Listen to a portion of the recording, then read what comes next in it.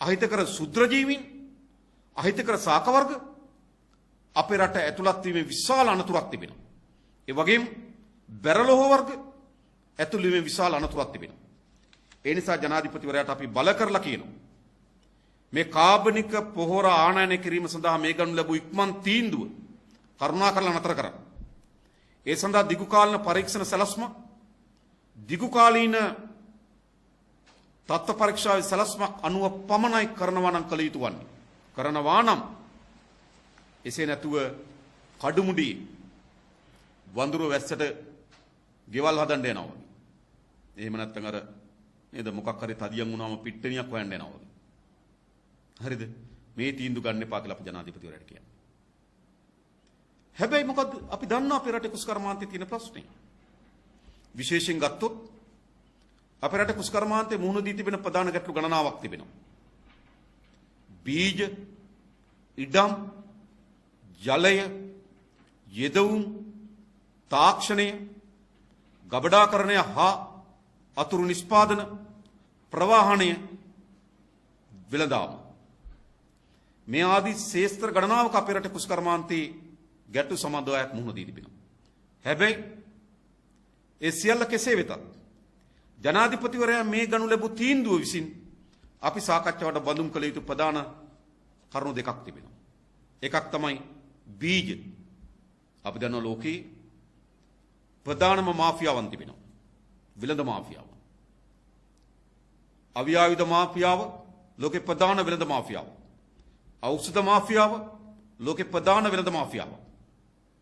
බීජ ලෝකේ ප්‍රධාන විලඳ මාෆියාව. අපේ රට මේ බීජ මාෆියාවේ ගොදුරු බවට පත් වී අවසරක් අපිට විවිධ බීජ ප්‍රභේද ගණනාවකින් හිබි රටක් අද අපිට ඒ සියල්ල හිමි වී තිබෙනවා.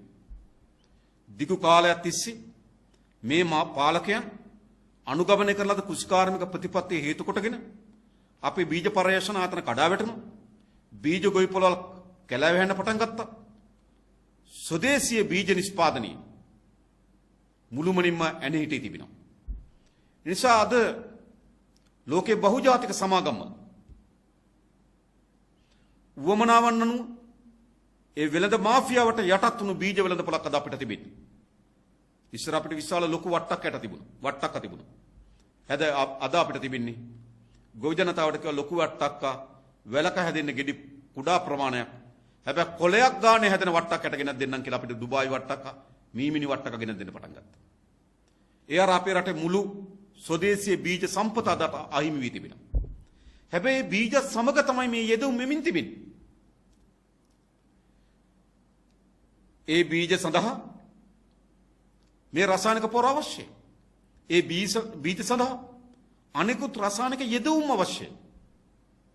එහෙනම් අපි රසායනික යෙදවුම් සහ රසායනික පොහොර වලින් අපි ඉවත් වෙන තීන්දුවක් ගන්නවා නම් පළමු කොටම අපි කාබනික පොහොර වලට ඔරොත්තු දෙන අනෙකුත් කාබනික යෙදවුම් වලට ඔරොත්තු දෙන ප්‍රධාන බීජ නිෂ්පාදනයකට අපි අවතීර්ණ විය යුතු තිබෙනවා.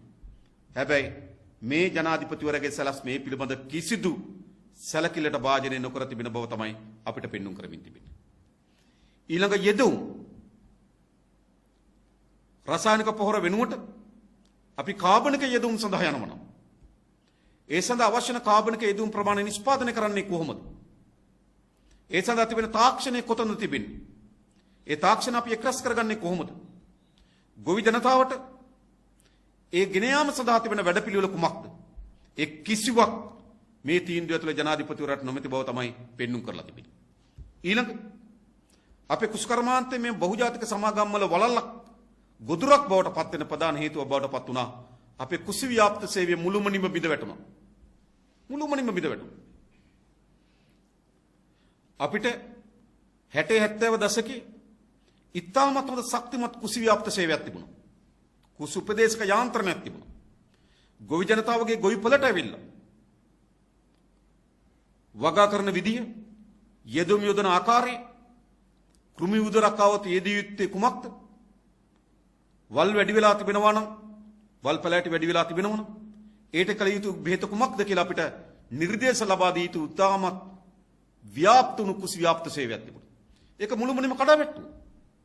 ඊට පස්සේ විශාල රූපවාහිනී දැන්වීම වල තමයි ගොවි ජනතාවට අවශ්‍ය වෙන යෙදවුම් මොනවද කියලා කිව්වේ. ඒ වගේම කඩේ මුදලාලි තමයි සමහර ඒවාට බෙහෙත් වර්ග කියන්න පටන් ගත්තේ. ගමේ ගොවි මාත්‍යා කියලා කඩේ මුදලාලිගෙන් තමයි කියන්නේ මිරිස් පැලේ කොඩ වෙලා තිබෙනවා බෙහෙත මොකද්ද කියලා. ඉතින් කඩේ මුදලාලි බෙහෙතක් කියනවා. ඒක ගෙනල්ලා ගැහුවට පස්සේ මිරිස් කොලේ කහ වෙනවා. ආයෙ ගොවි මාත්‍යා ගිහිල්ලා කියනවා දැන් මිරිස් කොලේ කහ වෙලා තියෙන මොනවද ගහන්න ඕන කියලා. මුදලාලි තව බෙහෙතක් කියනවා. ඒ නිසා අපේ කෘෂි ව්‍යාප්ත සේවය බිඳ වැටීමේ ප්‍රතිඵල හේතු කොටගෙන අපේ කෘෂි උපදේශකවරු බවට පත් උනේ එක්ක ව්‍යාපාරිකයෝ එක්ක සමාගම්. ඒ හරහා තමයි මේ මහ පොළොව පස નિසරු වෙන්නත් මේ පස වස විස වලින් පිරෙන්නත් හේතු සාධක වී තිබෙනවා. එහි ප්‍රතිඵලය බවට පත් වී තිබෙනන් කවරක්වත් නෙවෙයි ගොවි ජනතාවට තමන්ගත ජීවිතේ පවත්වාගෙන යාමට සරල ආදායම් මාර්ග අහිමි වීම. පාරිභෝගික ජනතාවට වස විස වලින් තොර ආහාර වේලක් නොලැබීමත් කියන ගැටලුව මතුවී තිබෙනවා. දැන් මේට තමයි ජනාධිපතිවරයා මේ කාබනික පොහොර යෙදවීම හරහා ගැසට් නිවේදනයක් කරා තීන්දුවකින් ප්‍රකාශයටපත් කරන්නේ. අපි ජනාධිපතිවරයාට කියන්නේ ඔබ විසින් මෙවැනි වර්ගයේ තීන්දුව ගොඩක් කරන් නැවත නැවත අකුලනවා. හැබැයි ජනාධිපතිවරයාගේ තියෙන වගකීම තමයි තීන්දුවක් ගැනීමට පෙර මතුවේ හැකි සෑම ශේත්‍රයක් පිළිබඳ ඉතාමත් හොඳ අවධානයකට යොමු කිරීම. ඒ වගේම මතුවේ හැකි හැම ගැටලුවක් පිළිබඳව අවධානම තේරුම් ගැනීම. ඒ වගේම ඒ සඳහා අවශ්‍ය වෙන විසඳුම් සොයා ගැනීම. හැබැයි කිසිවක් නැතුව ඕපපාතික ලෙස තමන්ගේ ඔළුවේ ඇති වෙන සිතුවිලි ක්‍රියාත්මක කිරීමට යාම ප්‍රතිඵල තමයි අද මේ ගොවි ජනතාව භුක්ති විඳින්න තිබෙන්නේ. මේකේ අනතුරු දෙකක් තිබෙනවා. එකක් තමයි අපිට අවශ්‍ය වෙන ආහාර ප්‍රමාණය නිෂ්පාදනය කරගන්න පුළුවන්ද කියන ගැටලුවට අද අපි ඇවිල්ලා තිබෙනවා. ගොවි ජනතාව කුෂ්කර්මාන්ත අත්තරිමින් යනවායිද කියන ගැටලුවට අද මුහුණ දී තිබෙනවා.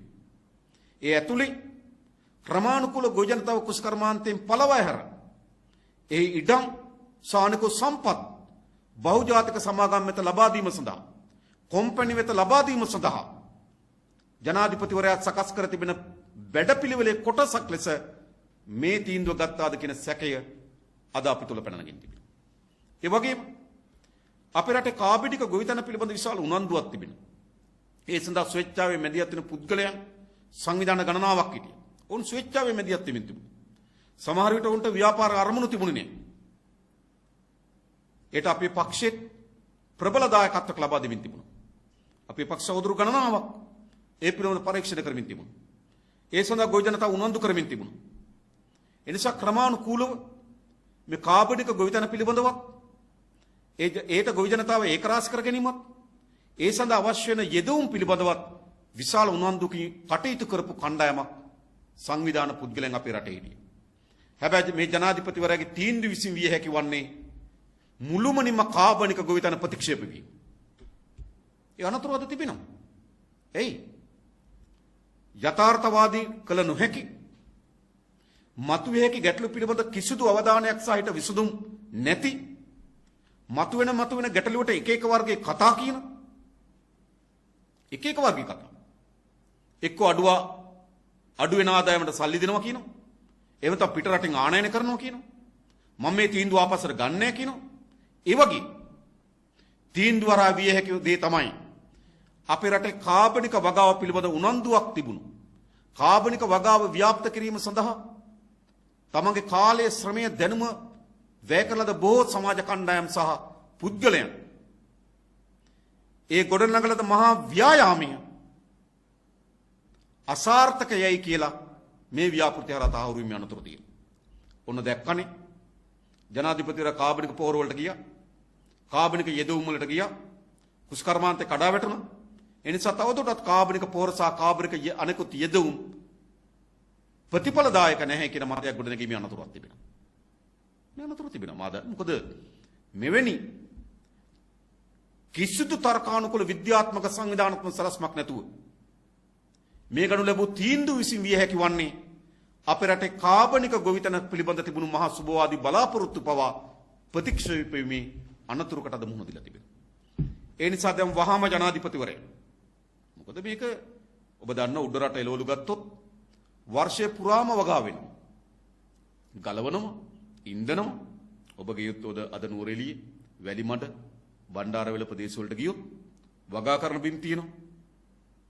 එළවලු පැලහැදුණු බිම් තිබෙනවා. මෝරපු ගස් තියෙනවා. නෙළනේවා තියෙනවා. වසර පුරා අස්වැන්න නෙළනවා සාමාන්‍ය උඩරට එළවලු. උඩරට ගොවීන් එළවලු නිෂ්පාදනය. හැබැයි මොකද සිදු වී තිබෙන්නේ? අද මේ යෙදුම් නොමැති වීම හේතු කොටගෙන ඔවුන්ට ගොවිපොළ වෙනුවට ගබඩාවට කරන්න සිද්ධ වෙලා තිබෙනවා.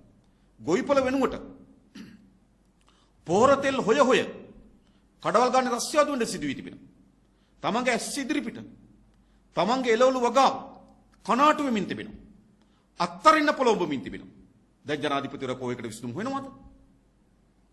ඒ වගේම තේ වගාව අද විශාල අනතුරකට මුහුණ දී තිබෙනවා. කෝ ජනාධිපතිවරයා විශේෂම අපේ රටේ කොම්පැනි නම් අපේ රටේ තේ වතුවලේ අයිති කොම්පැනි කට්ටිය නම් සමාගම් කාර්යයන්ට නම් පුළුවන්කම ලැබී තිබෙනවා තොග එක්රැස් කරගන්න.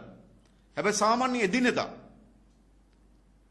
දළු වික්කවට ලැබෙන ආදායමෙන් පොහොරගෙන අප කෙනා අද උන්ට මොකද වී තිබෙන්නේ? නිසි පරිදි පොහොර යොදවා ගන්න බැරි වීම හේතු කොටගෙන කුඩා තේ වතු හිමි ආද විශාල අනතුරකට මුහුණ දී තිබෙනවා. ඒ වගේම කෙසෙල් ගොවියාද මේ අනතුරට මුහුණ දී තිබෙනවා. කල්පිටිය උතුරුමැද මේ පැත්තේ මොනරාගල අම්පාර වියලි කලාප හම්බන්තොට වියලි කලාපයේ ගොවි ජනතාවද විශේෂයෙන්ම මෙම ගොවි ජනතාවගේ එළවලු ගොවීන් නිසි පරිදි පොහොර යොදවා ගන්න බැරි මේ ගැටලුවකට මුහුණ දී තිබෙනවා. ඒ නිසා නිෂ්පාදනයේ කඩාවැටීමත් ගොවිතැනෙන් ඈත් වීමත් ඒ වගේම ගොවි ජනතාවගේ ජීවන තත්ත්ව බිඳ වැටීමෙත් අනතුරකට මුහුණ දී තිබෙනවා. ඒ නිසා ජනාධිපතිවරයා වහාම අද ගොවි මුහුණ දී තිබෙන මේ අනතුරත් ගොවි ජනතාව මුහුණ දී තිබෙන මේ අනතුරටත් වහාම විසඳුමක් ලබා දී යුතු තිබෙනවා. ඒ නිසා සුදුසු පොහොර වර්ග, සුදුසු කෘමිනාශක, සුදුසු වල්නාශක, සුදුසු යෙදුම් නිසි කලට ලබා දීම සඳහා ආණ්ඩුව කටයුතු කළ යුතුයි. එසේ නැතුව අපේ කුසි නිෂ්පාදනය ගොවි ජනතාවත් මෙවැනි කඩාවැටීමට ලක්වීම සඳහා ඉඩ නොතැබිය යුතුයි. එනිසා අපි ආණ්ඩුවට බල කරලා කියන්නේ සුදුසු පොහොර, සුදුසු යෙදුම් නිසි කලට ගොවි ජනතාවට ලබා දෙන්න. මේ තීන්දුව අරගෙන ඉවර වෙලා. මේ තීන්දුව අරගෙන ඉවරලා තමයි කාබනික පොහොර හදන්නේ කොහොමද කියලා සාකච්ඡා වෙන්නේ. මේ තීන්දුව අරගෙන ඉවරලා තමයි කාබනික පොහොර පිටරටින් ආනයන කරන්න සාකච්ඡා වෙන්නේ. තීන්දුව ගන්න පෙර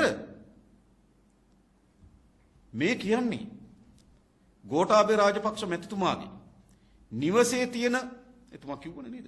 එතුමාගේ එළවලු කොටුව ගැන නෙමෙයි මේ කියන්නේ. මේ කියන්නේ තමන්ගේ ජීවනෝපාය කුෂ්කර්මාන්තේ බවට පත් කරගත්තු.